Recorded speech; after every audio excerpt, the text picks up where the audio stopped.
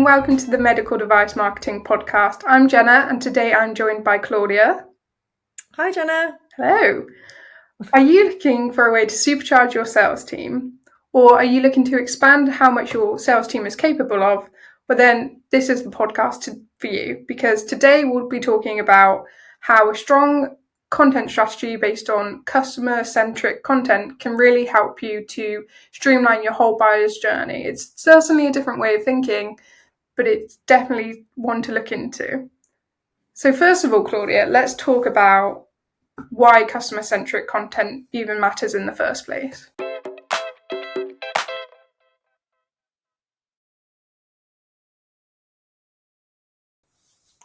I think this is a really interesting, a very topical issue in today's world because we all know where the buyer's journey is moving to. And what I mean by that is the move towards digital. So even in medical device, there's been a big push towards digital online spaces.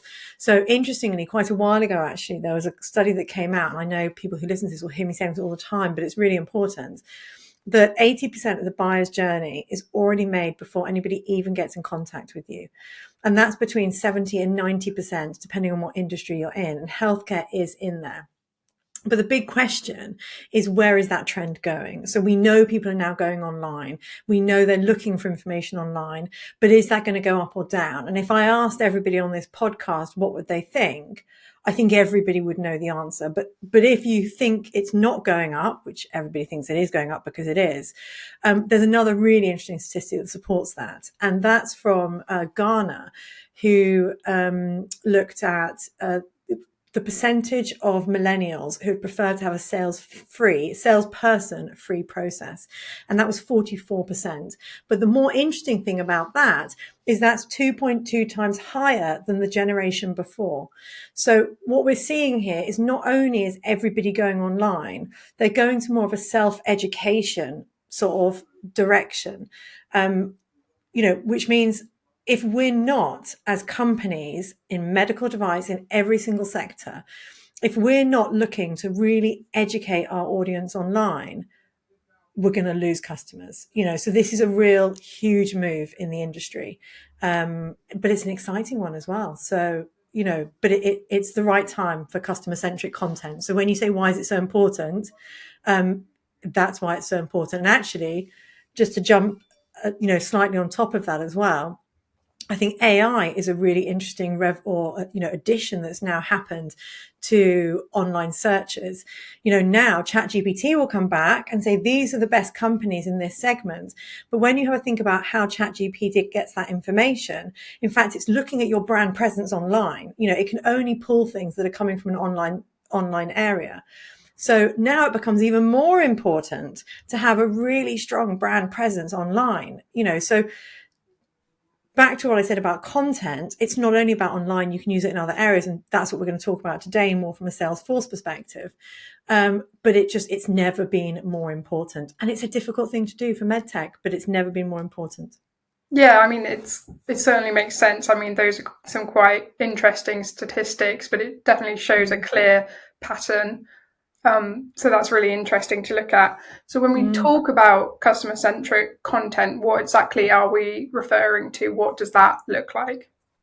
Yeah, so when we're looking at customer-centric content, it's always really important to think, what are we trying to achieve? What do we want our audience to do? And really, we want them to move through their buyer's journey. I use that term. We can call it whatever we want, but we want them to move through the sales funnel, which is awareness, interest, desire, action, or whichever funnel you use. But basically, we need to move them through there. And how do we do that? Well, we do that by answering the fears, concerns, and issues they have. So when we talk about customer-centric content, it's content that is answering the questions they have about adopting your technology.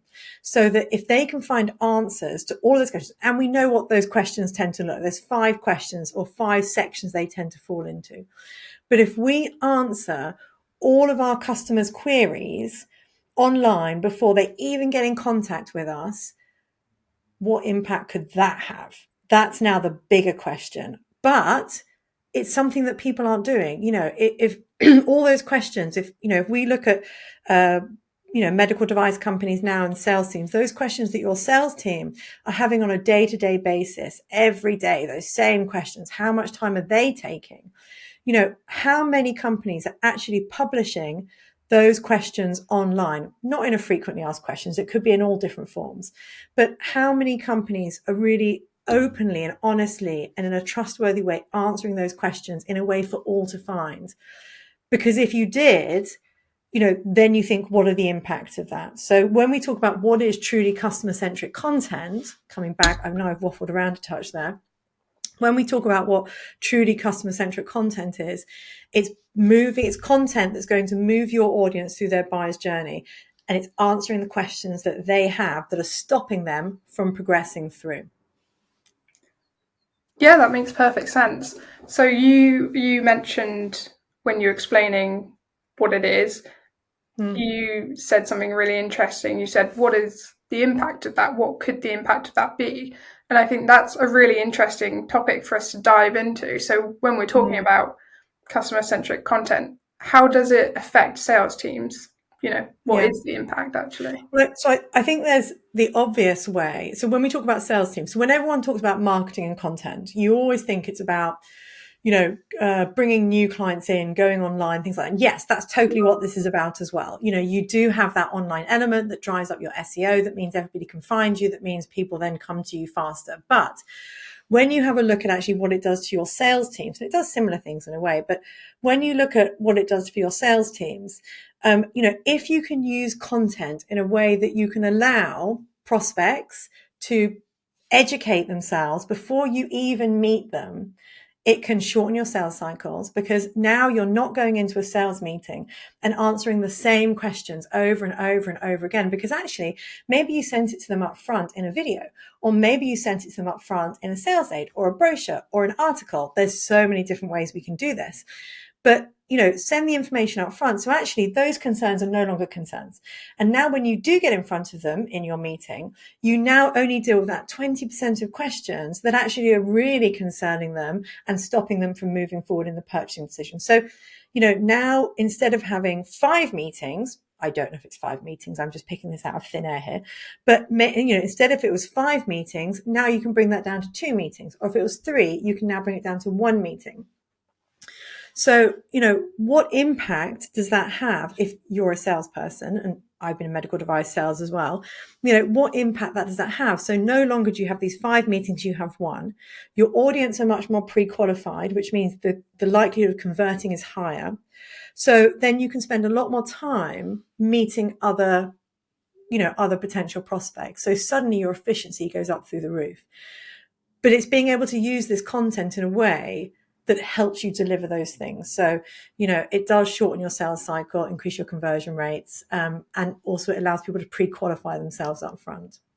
Yeah, I think that pre-qualifying is really interesting, because you don't have the risk of going into that first sales meeting and something just straight away being a complete deal breaker. Like, you completely wasted your time there. Whereas, if you're writing an article on pricing, that could potentially be a deal breaker, but if they know it up front, they're not going to approach you if they're not able to pay, the prices that you've put out in that article. So yeah, and actually that's quite a difficult thing within medical device to talk about pricing, but there's always ways around it as well. So of course, that's what we work with companies on, how to do that. But you're right, there's other deal breakers as well. And in fact, it's really understanding what all those questions are and then addressing them in a very unbiased way, so that actually people can make their own decision, because it is what it is at the end of the day, so yes, pre-qualifying will have a huge impact. Definitely. Great. So let's talk about, we've mentioned how sales teams can benefit, but how can they actually, be a part of creating this content so that it is, as good as it can be?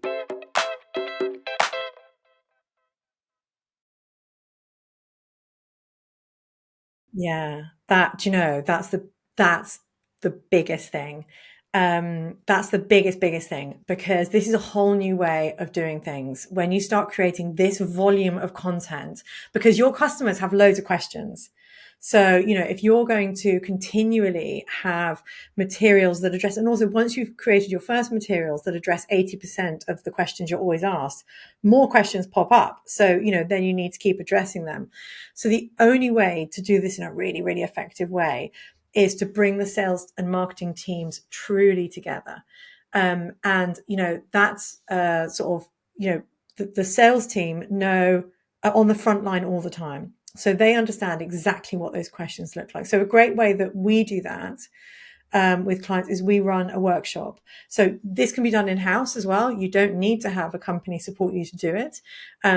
But if you run a workshop, and then it's really picking out, what are all these questions? And if we wrote articles on this number of questions, would these have an immediate, and I enforce immediate, because that's really the gold standard for why you're writing pieces.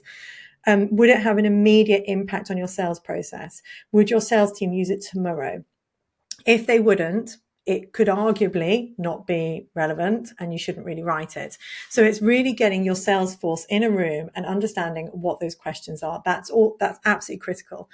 Then when it comes to actually writing this material, you need to again engage your sales force. So you've got your top 10 questions or your top 20 questions or your top however many questions, because if you've got lots of products, you're going to have questions for all of them, or if you've got different audiences like procurement, healthcare professionals, etc., patients, you're going to have different questions for all of those. So once you have your top questions you're going to create your materials around, it's then about using a subject matter expert, which will be a member of your sales team likely, and extracting, that's a funny word, but working with them to get the right answer for this question. And then somebody in marketing obviously creates the material. But it's really bringing the whole company together to create this material as one, and continuing to review how this is doing as well. So it actually, interestingly, it has quite an impact on culture as well when you do these sort of programs, because it really brings everybody together. Yeah, I think that's what I find really interesting about this way of doing things, is that, traditionally sales and marketing are really siloed. They don't work together, which, doesn't really make sense when you think about the fact that they're both working towards the same goal. So having them work together to achieve that, it just kind of supercharges everything and makes sure that, marketing has that really clear understanding of the audience that only the sales team can provide. It is a very different way of looking at things, but it makes sense as well. Yeah, and I think in a lot of companies, sales and marketing do work closely together. But I think this is a whole new level of working closely together. So definitely. Great. So we always like to end our podcast by asking our lovely guest what their main takeaways are for this topic. God, I wasn't prepared for that question. So, creating content for customer, or creating customer-centric content, I think the main takeaway is this is a whole new way of doing things. But if this is done right, you can become the voice of trust in your space in 18 months. And I think that's a really bold statement to make. But I think it's the new Trojan horse in marketing. And the reason I think it's the new Trojan horse is I think the whole company are going to need to come together to do this. Because regulatory are going to have to be fully aligned in order to be comfortable to sign these materials off, especially if they're going to go online. Sales are going to have to understand how to really integrate content into their sales process in a way, and video into their sales process, and all these things in a way that probably hasn't been done before. So I think, this is the Trojan horse in my mind of what's coming. But it needs a whole company to do it. And it's really exciting. Yeah, definitely. That was about 5 thoughts. Sorry. I know you only asked for one. No, it's all great information. So thank you for that. Hopefully our listeners have learned a lot from this podcast. But if you are listening and you want any more information, we have other podcasts you can listen to on similar topics, or you can head over to our learning centre on our website.